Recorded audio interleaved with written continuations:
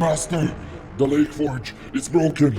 Its form core is broken. The content core is okay, but the form, it is completely destroyed.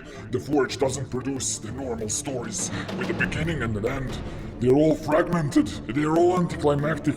Keepers, we need all hands on deck. We need to fix this at once, or we risk the whole world giving up on art.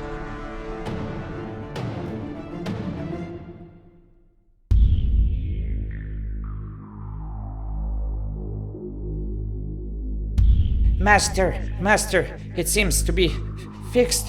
It's producing a new piece, a fourth episode of the podcast. Lakeforge. And yes, our subject today is definitely form and content in art and in TTRPG especially. And we are trying to, it's really a hard thing to define just form or the content, because in good examples of art, form can be a content too, and the content can be a form. But what we are trying to say, form is usually something that dictates everything that is said. You decide which aspects and which parts of the story you want to give to the reader, and the rest is up to him to imagine and put into consideration. Form in literature, for example, can be genre, can be something that we recognize as maybe a poem, a novel, a short story, and we definitely have a certain expectations regarding those forms. But the forms are there as any rules to be broken, and breaking a form always brings some kind of a meaning, and it makes sense only if it is used correctly, if it is used to add to a atmosphere, to the meaning, to the story, give some new information, or just make some emotion. So I would say just making a distinction between form and the content really helps us a lot in the way that we can process those things in different domains. So if we think about our story, we can think about like, how can we say this story? If we are trying to describe something, we can ask ourselves like, I want to say this and this, but maybe I want to say it the other way. For example, like instead of just telling players all the elements, describing them all the elements in the room, maybe you can just focus on some, and then completely omission, mentioning some other details, and they're gonna be the one that have to like imagine those details. Maybe they will ask you about those details and say like, and what's happening with the light, and what else is on the wall, and then maybe you can give him some more info. But just having this concept in mind, I think, helps you a lot when you are trying to be creative and when you are trying to improvise, because you don't have to like already put it together. You're trying to think about what you would like to say, and then you come to that thinking process like, what would be interesting way of saying these things.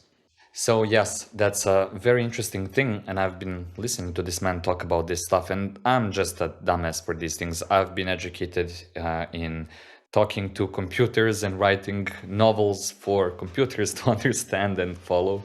So it's pretty much new to me, and I have been blessed with someone that actually knows these things and can teach us all a thing or two about storytelling. So my first question is, you got a good example there, the way that the DM describes the room. And my first question, and of course I'm gonna come at you with the TTRPG point of view.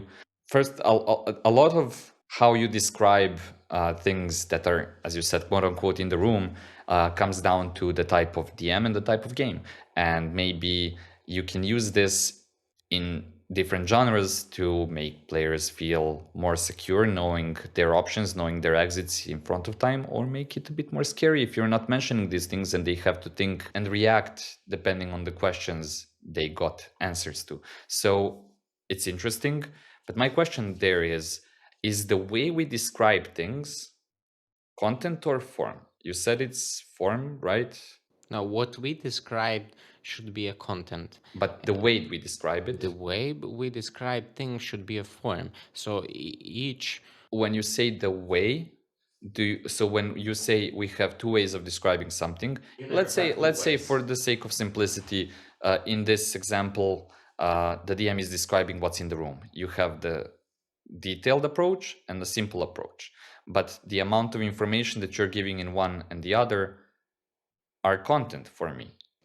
The content is there. Let's say the content is a abstract thing that you have in your brain, and this is the things we are talking about at the moment are actually very complex things, because it is hard to make this distinction in the art that is finished, and TTRPG is art in process, and then you have, like we already said, more than one author, even that GM has that priority of imagination we discussed, and we still say, like, yes, his imagination is not more important than imagination of players, for sure, but he still has the whole story, or at least he's making that illusion that there's a whole story that players are just about to unravel, right? We would say that if you present what is in your head differently, that's the form. So you are picking the form, right? You are picking the way that you're gonna say the thing that is already there. You have the idea, but now you are thinking about, like, what would be the right cloth to put this lovely little lady into, like, I want her to appear this way or this way. And I think if that thought, I don't know why I gave her this. Maybe I like thoughts, and I'm attracted to very creative thoughts. So for me, that's a lady. But if No, she's that's because of that woman we had in the game we played in Egypt, for sure. Yeah. The blind woman, drow woman. might be might be Olga. You Might- have a thing for drow girls. yeah, but I'm just trying to say, like, if you choose one way, it definitely gonna affect your idea. So your idea is not gonna be presented the ordinary way. You kind of modified it. For example, you either, like, excluded some parts, or maybe you say differently. Maybe there's one word that is repeating. Maybe there is one word that you say very loudly. There's things that really affect our way of processing the text. The text is there, even if you so word, like, even if you take out some parts and you don't say them, and you're leaving that to your players to fill the gap, still the text would be there, but you're the one picking the way it's gonna appear. If you are manipulating with the elements you already have in your head, you can really make some nice, interesting effects. And if you start thinking of, like, oh, what are the ways to say this, and I want this to sound a little bit more maybe scary, or a little bit more relaxing, optimistic, or it should give players a hint, or it should it should make players fear of what comes next. The same text can have different effects depending on the way you are presenting it. So for the first example we gave, you would say that I have, as a DM, all the content in my head. Let's say I imagine a room, I know everything that is in the room. Hypothetically, I know that GMs don't usually know everything that is in the room, and the players' questions will usually fill that gap. But from the perspective of players, the GM has the whole picture inside their head, and they are using the form to talk about that scene and omitting things and giving more or less detail is a part of that form. That makes sense. Yeah, I can work with that. Okay, so now if we just understand, even just like barely slightly the difference between form and the content, then we can talk about the ways that could make difference in those aspects. For example, I would say that repetition, that's like the most simple adjustment any artist can do, and it's really meaningful, and it is something that I don't see is actually used enough in contemporary art.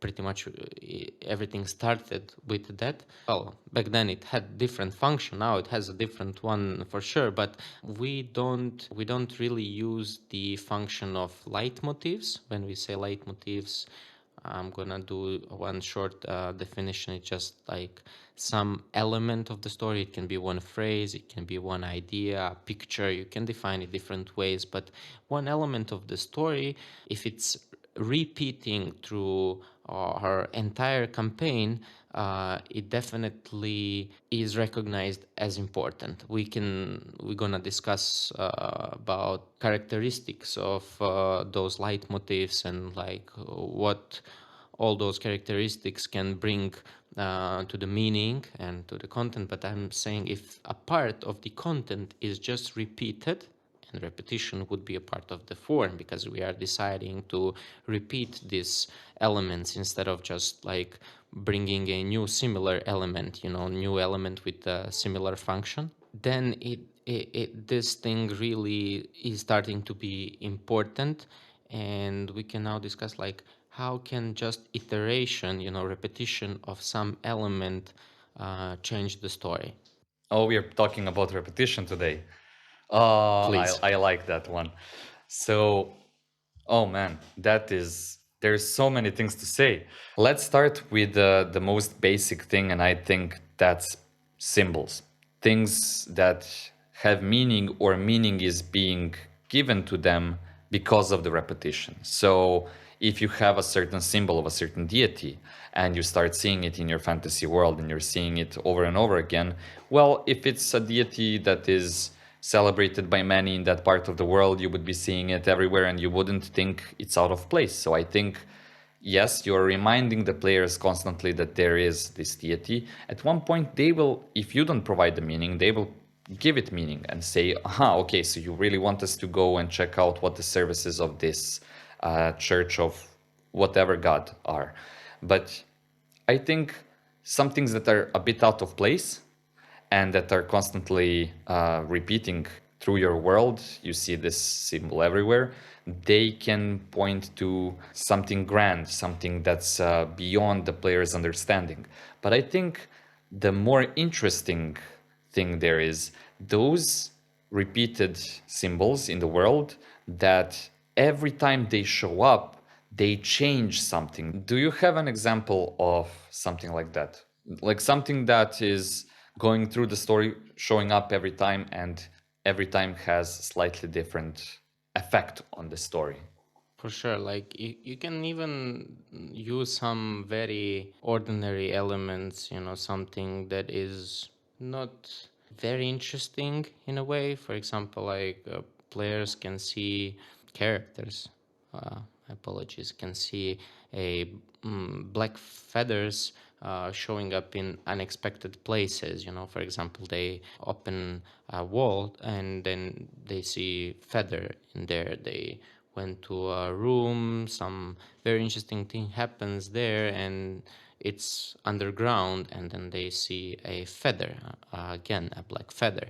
And if that things keep repeating, in the same form, it's just a black feather, but it's happening in a different context and definitely unexpected contexts, then that thing is starting, to highlight a situation. So if you see black feathers in some situation, you feel like that moment is important, even though there's no, any sign that makes that moment, epic, important, or it just looks like ordinary exploration of the room or places you are at. And maybe you are at your favorite place. You're drinking a beer at the bar, and then you just suddenly see a black feather on the other side of the bar.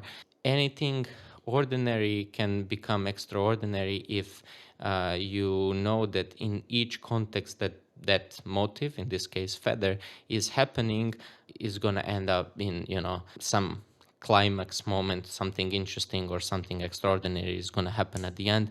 If you are connecting the feather to something unexpected, then every time you see it, it's gonna bring very valuable new information. Something weird's gonna happen.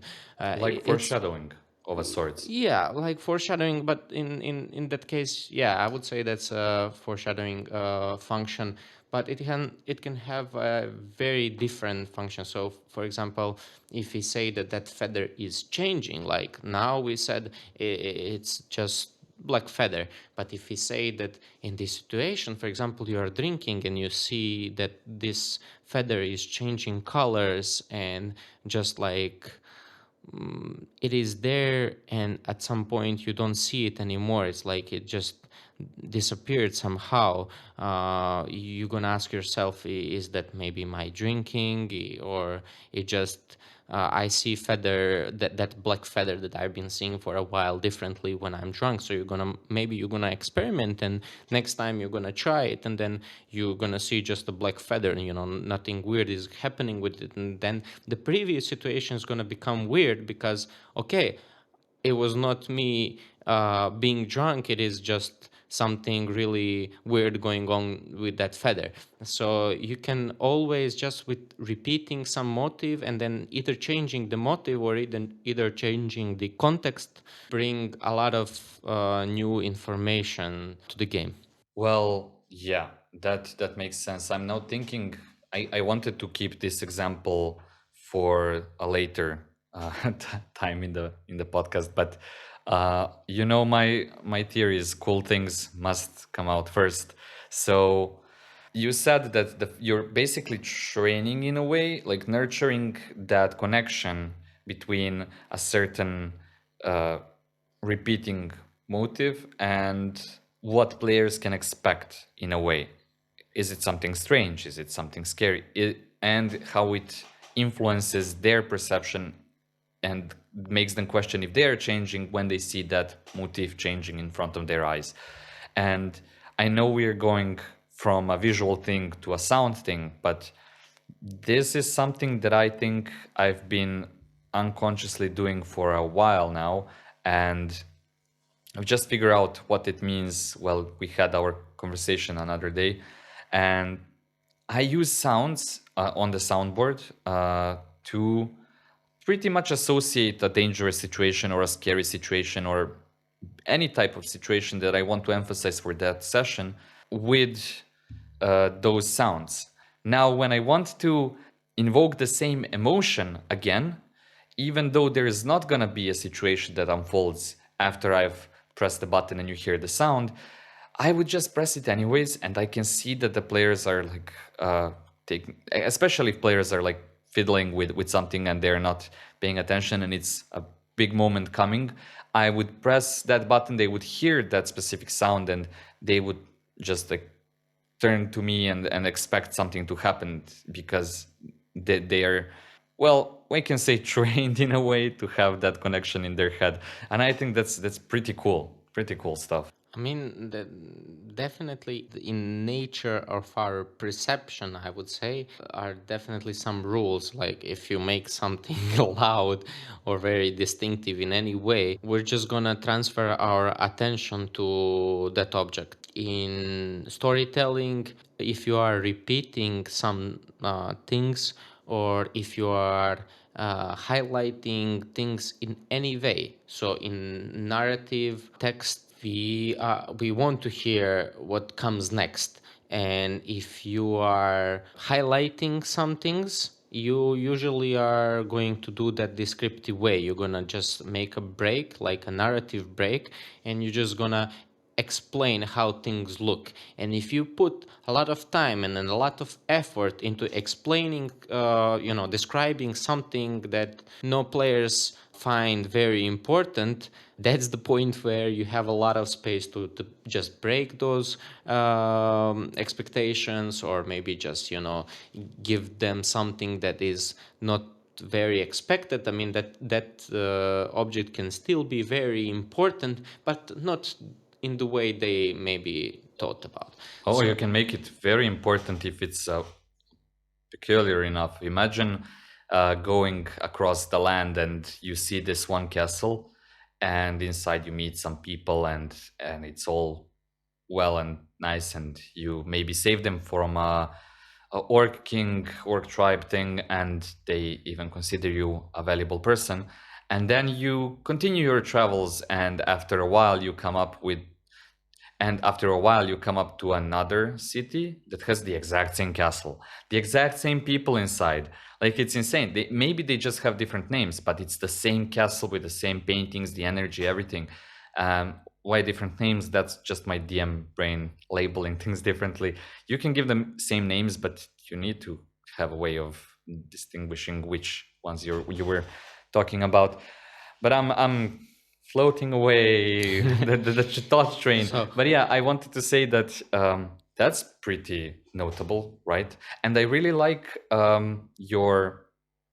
what you said, how describing things is a way of a narrative break.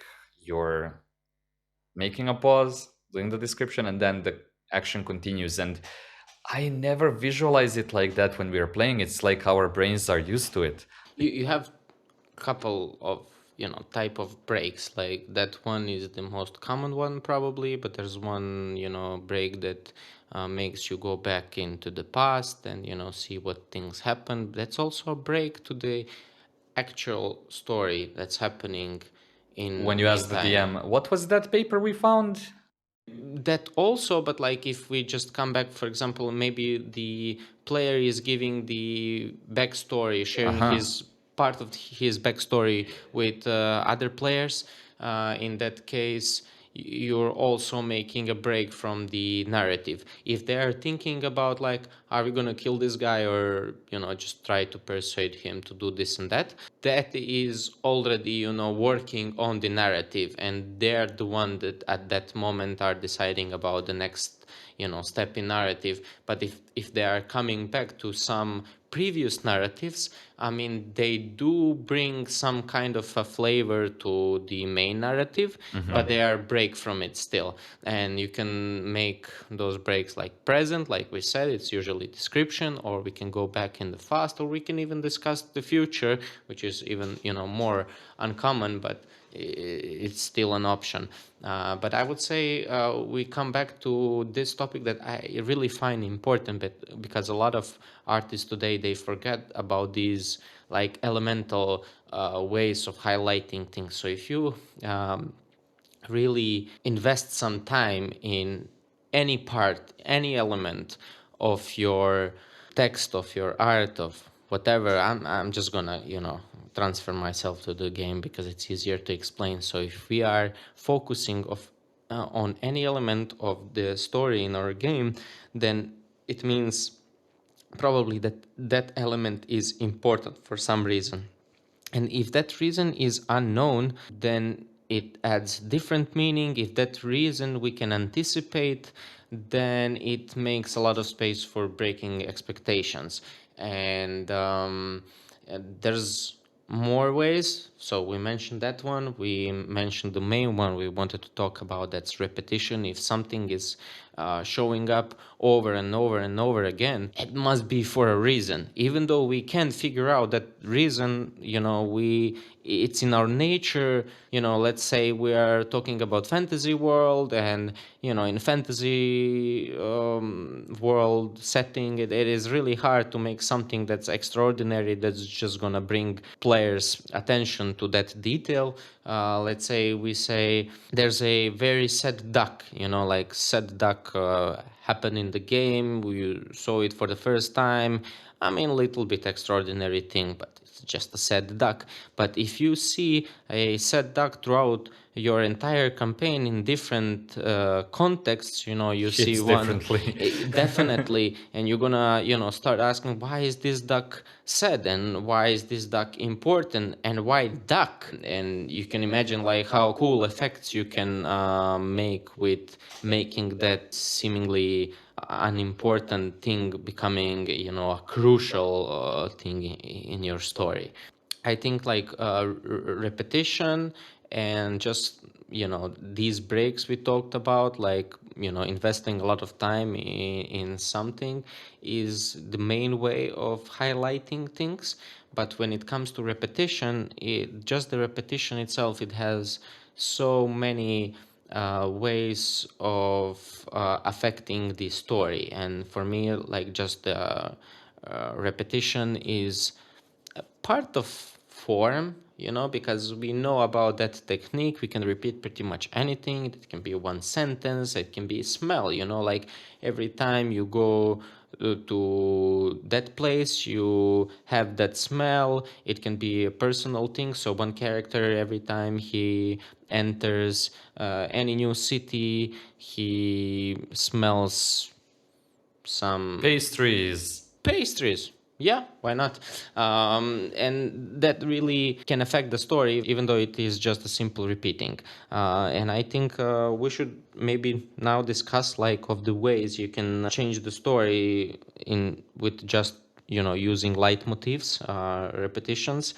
And definitely one should be like foreshadowing that we already mentioned. One could be like building atmosphere and tension. Then also repetition can be very useful in character development. For example, a player can say, I don't trust anyone, and that can be his thing. He always says that in different contexts, but since he's repeating it in different contexts, in some case, he could just be helped by another group, some people he didn't expect help from, and then he still repeats the same thing. It can have different effects, like sometimes it can just be funny, sometimes it can really make sense, and sometimes it can really make him and others question his statement. So if you're trying to make a character, you can also start thinking of like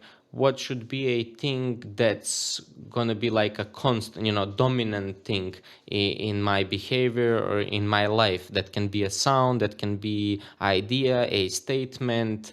But the repetition is what makes it feel alive And important. My gnome character Malisha he's called Velisha, sorry. Malisha is his nickname. If you know, you know. So Velisha had a small booklet of slightly erotic stories, not like erotic novels, but they're not direct, it's all beating around the bush type of thing. And he would just, whenever there's like a big, too complicated conversation happening between other players and big plans are being made, he would just curl up somewhere and start reading and not pay attention at all. And it's such a small detail, but I started using it repeatedly as a coping mechanism of a sort of that character. And I've somehow built like a certain personality around that. Why is he doing that? Is he lonely? Why is he like, it's subtle, it's so subtle in terms of like what he's reading, and the material is very subtle, very soft. So why, what does it bring him? And at one point other players wanted to buy something for him, and they decided that they will find a new book, but the book was too spicy. So we had to roleplay this character being like, yeah, thank you, but you can see it in his eyes that it's not it, it's too spicy, he wouldn't really read it. So we ask a question, why? And every time I do it, the players know that something is going on in that character's head. It became like almost like a non-verbal way to say, well, I have a problem with this situation, I don't know how to cope with this. And just to be transparent here, that we're talking about fighter gnome. So it's gnome with big weapons, and a very old gnome. So that contrast even adds to it a bit. But yeah, that repetition is really cool. I even remember the moment when you suggested to a new player that when in the during the process of the character creation, they should think of a flow of some kind, of any kind of Not flaw, not but very quirk. practical. Yeah, okay, that can work. I needed the word, but generally, like if you have any characteristic that can be something that other players don't recognize as something very important, they just say, aha, okay, he just says that thing, or yes, he carries that weird book of his with him all the time.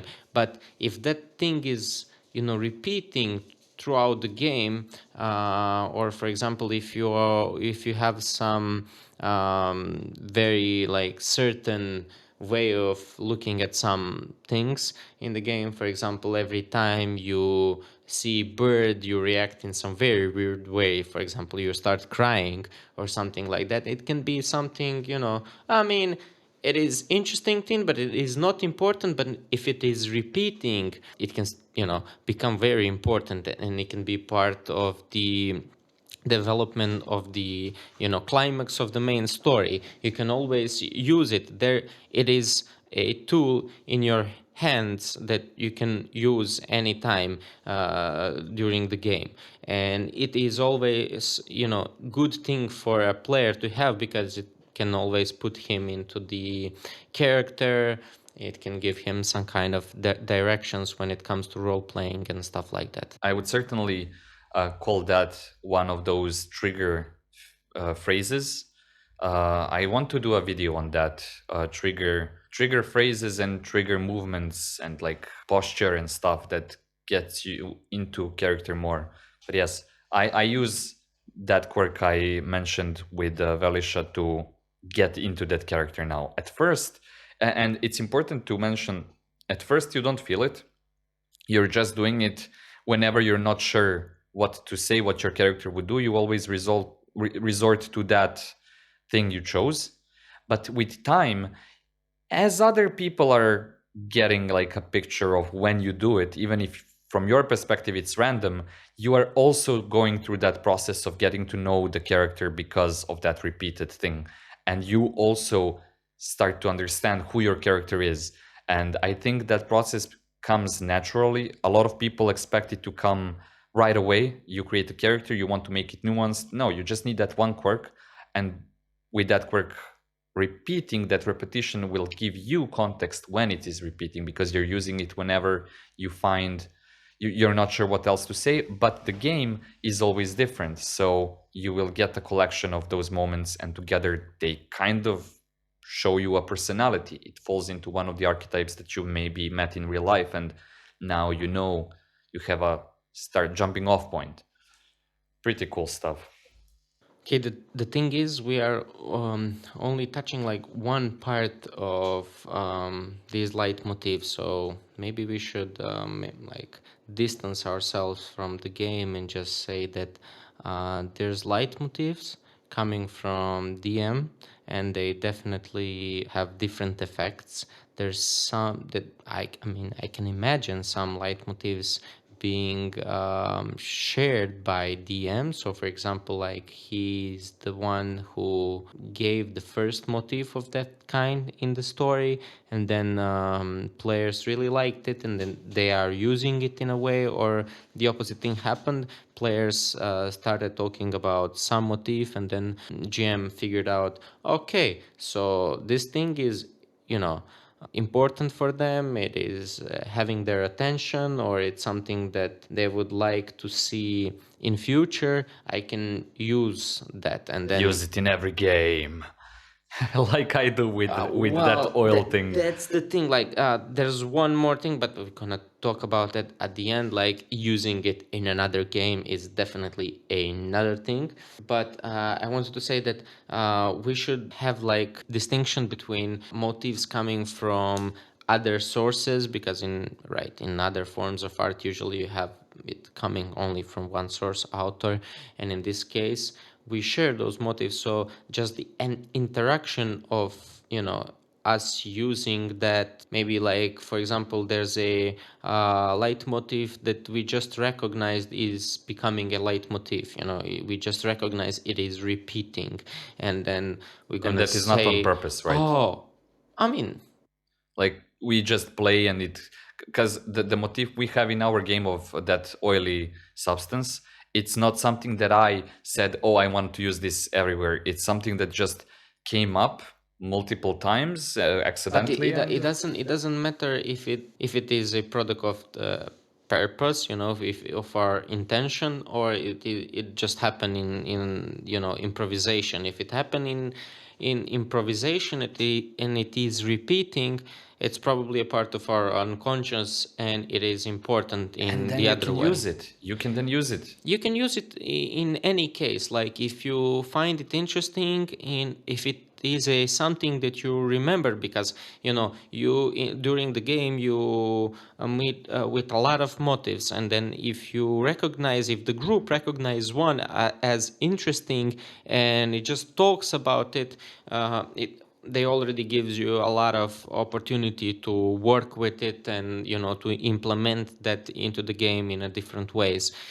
You always have that tool, and if For something, this group, sorry, for that for this group you have that motif, you can bring it up even in this game, another game, and maybe for a long time it doesn't have any meaning, and then you give it some meaning behind the scenes, and you start to like direct players. You remember all the times when it happened, or at least the memorable times when it happened, and you try to connect it to the present situation. That is a very when the players find this connection, it is a very cathartic moment for them. They have that aha moment. They want to ask. So we have some things that are repeating as symbols of meaning in real life. All the examples we gave so far were in the game, something that becomes important in the game because of repetition. But what if that repetition comes from real life and we apply it in the game? Some things have meaning just because they are repeating. Some things have meaning for me because they're repeating in my life. Maybe we have a thing that's on the level of society, like some symbols that we would even use to put on stores. For example, apple means healthy stuff, and you have it on like grocery stores, you have it in like pharmacy signs. In a way, you have it in the Genesis story, but that's another thing. That's a totally different meaning. But it is a thing that always is repeating in our daily life as a symbol of meaning. And I think if you had a situation where players have two doors and they see an apple in front of one and a dagger in front of the other, those two would, like, you can understand the meaning. I think the whole thing breaks down a bit when you introduce such powerful symbols, because they're not powerful because, well, they are powerful because they're repeating. I don't know. It feels strange to use these very powerful things as examples here, but yeah, I'm curious to hear. The thing is, like, we can go on and on, like, about the ideas of using the repetition. Our goal was not to mention all of them. I believe we can only, like, scratch the surface of this subject. But we wanted to, like, highlight just the technique of repetition, like how much can simple technique as repeating any element of the story become important. And I didn't want to go into more complex examples, like what about metafictional repeating, which you like to do as GM. You like to use things from the real life in the game. So let's say something very weird, but nothing very like drastic is happening with one of the players, but something, you know, weird, funny. For example, like he's becoming obsessed with chicken, you know, like everywhere he looks around, like he sees either eggs or people talking about chicken or about farming or about flying or about feathers, and he's like, okay, I think I'm going crazy, you know, like everywhere I you know, look, I hear some new story that shouldn't, you know, have a chicken as an element in it. I see chickens, I hear chickens, I'm you know, going crazy. Yeah, so that thing could be you know, a very interesting and potent, you know, creatively potent element in the story. You can use it, you can use elements from the real life in your game, because that definitely makes players more engaged. And there's one more thing that you like to do even more. You like to use elements from your other games, especially in cases when you play with a group that has members who played your previous games. Say they do know about those motifs. You're gonna just implement them into completely different setup and, you know, a new game, and they're gonna have a different meaning. I don't want to mention some examples. If you want, you can, but I'm just giving here the idea. So that we would call intertextuality. You use something that player knows about, you know, something that they already experienced, and some, you know, known element. You're bringing it into a new game. In that case, it already has a new context, new meaning, probably new function too. And it really kind of connects worlds. Like people would say, you know, generally this kind of, you know, maneuver, narrative maneuver, is not really good for building illusion that this what is happening, the game that we are playing, is real deal. But actually, I think like if there's any element that connects player to the story more in any way, it's something that should be used, and it's something that definitely boosts that illusion of reality. I think yes, because you're in a way making the experience of playing with you as a DM grounded in some cosmic rules, I would say. So as I mentioned, in our world it's the apple. In my world it might be something else that has a very powerful meaning. Why wouldn't that symbol translate to other settings, other things? Because it's like when you say the universe of Marvel, for example, and you say, okay, there is a lot of different stories. They're set in the same universe. Some stories can be prehistorical, some can be in the future, some are today, and they are all canon. So for me, even if we're playing like Call of Cthulhu and then we jump into fantasy, maybe there is a truth that is just a truth of the universe of me. I don't know. So I think those are some recognizable things from DM to DM. And I know that other DMs have a lot of things that they like to shuffle between games. I think that card game that we mentioned, I think I talked about it in the last video about co-DMing. I brought my good friend to help me and be a co-DM in our main campaign as an experiment to see how it. We had a beginner GM help me, we had an experienced GM accompany me, and just as an experiment, I know about this story where this experienced DM, he used to have this card game that you play with death. Some part of that story, he told me, translated to the game that I'm in, where he's DMing, which is, I think, in the same world, so it makes sense. It's still the same world. But then we played our campaign where I'm the guy who is gonna continue DMing afterwards, and he pulled out the same game when you were playing against that entity man person. Um, before getting blind. But yeah, I think in our case, that card game had a completely different meaning because it's symbolically from his games, it is played with death.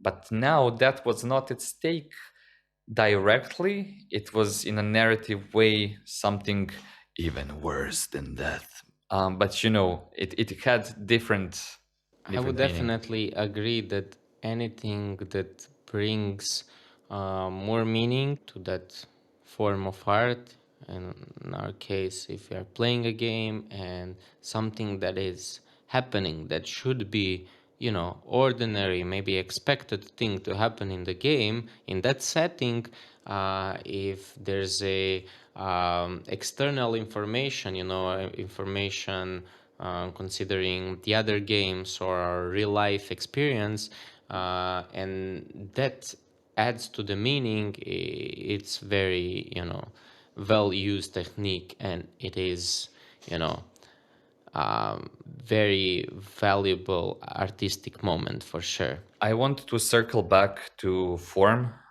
just for a little bit. You mentioned something interesting to me just before we started recording, and that is that form in TTRPGs can be described as mechanics. Yeah, I wanted to come back to that at the end, even though I kind of forget about the main question of this subject. What is the form in TTRPGs? And it is not a simple question. We definitely have more answers than just one, but I would say main frame of TTRPGs is the mechanic. That's the main form, and it is a set of rules that actually navigates the story. It says what can happen and what can happen, and of course, I mean, there's some randomness included in those rules always, but we can say that mechanics definitely they shaped the narrative in so many ways. Some mechanics are just making it easier to focus on one or the other aspect of our lives. And we already said that games we play are some kind of simulation of life, even if it is a imaginary life of some kind. And then mechanics really helps us out. Well, with the simulation part, Yeah, honestly, because they set the rules if you can do something or not. I mean, mechanics are pretty much rules. They govern some basic principles behind everything. So if mechanics are a part of form, we can also say that the GM has all the content, and with the mechanics and with some of their own judgment, they're creating the full form, and then the content is being filtered through that. I mean, you always have or should have a lot of flexibility when it comes to mechanics, and you can make some unexpected moments playing with the form. In this case, mechanics, for example, like in some very like epic moment or combat, you can say to a player that he doesn't have to roll dice because in this particular case it's not up to him or to his skills. It is about his beliefs, and please tell me your beliefs, you can ask him, and then, you know, Interpret that as the result, basically. pretty much. I mean, I'm just giving ideas. I don't know if this can be something useful, but I'm saying that if you think mechanics are formed, then you can play with mechanics, because that's why you have the form. You have the form so you can know what is your what is your toy. If you consider it as a toy that you can play with and make different effects, you know, in the game, then you have a lot of, you know, things to work on. So we have come to such a wonderful definition and such a wonderful theoretical disassembly of what homebrewing is, in a way. So the whole community of people that are constantly ripping out mechanics from one game, putting in the other, thinking of like the almost like a game designy way of shifting where the game ends and like meta gaming and reality come in. They are all playing with form, basically, and there is apparently a definition and explanation for that. I want to give just one fast example of how I think we changed the form of, drastically changed the form of one of our encounters. And there is a video, I think it's the third props video, like handouts and physical things that you have around the table, where when one encounter started, they were in this club and they saw that things are getting rough. So a lot of commotion was happening, and one of the DJs at the DJ booth jumped with a bat and joined the chaos, and one of the players was pulled onto the stage to perform. And we had this whole musical contraption in the other room next to the one we play in, that had loopers and like synthesizers and things, and the player had to basically try and figure out how to use that thing, and if anything good comes out of it, other players have some form of a bonus. So now your musical expression and how much you can fiddle around with this thing, and trust me, no one here is a musician. We've just made it and like tried our best, and what happened is we used that musical expression to influence the game. The form of influence and expression was now shifted to this contraption, and I really want to share photos of this. In that video, the third one, I will link it in the description. There will be, like, in the first couple of frames, you will see the thing. I would add that that was one of the best moments while I was playing, and one of the best examples of like changing the form, because you expect to roll dice, and instead of that you have to play with microphone, With looper, and piano. synthesizer, and it's like, oh man, I thought I'm proficient at some skills, but you're now putting me into the role of a musician, which I'm not, and damn, it's hard. But it was actually very interesting moment, very unique combat that I'm gonna remember for a while or forever. And yes, people like you who are ripping apart the other games and mechanics and putting them together again in a different context and stuff like that, yeah, you should feel good about yourself, like, Yeah, you heard it that here is first, definitely folks. thinking out of the box. And it's a good thing, honestly. I don't think there's a such thing as a perfect form or a perfect game. A different setting would definitely require some kind of homebrewing in domain of form, and that's a good thing. What we try to achieve here is to make people think about, like, okay, I could make some simple changes regarding form, or regarding just repeating some motif, and if they just start thinking about, like, what can they do in those aspects, for us that's already achievement. And like we said before, we would really like to talk about these techniques. We, for a reason, started with the most simple one, that's just simple repetition. There's a lot of different techniques that can be used in some situations. They can be useful. I feel like we kind of owe to the crowd to give them some tools that we like to use and play around.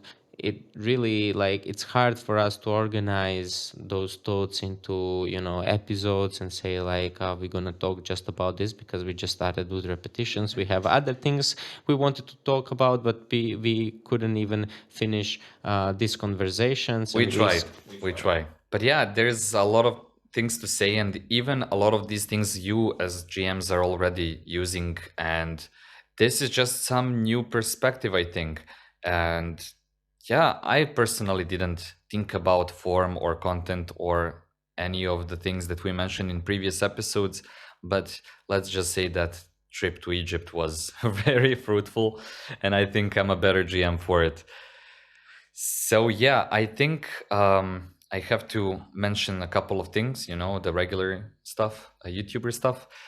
If you're enjoying this podcast up until now, all three of you, I assume, well, consider subscribing. It helps us out a lot, and of course, it will make sure you see all the other juicy things that are coming.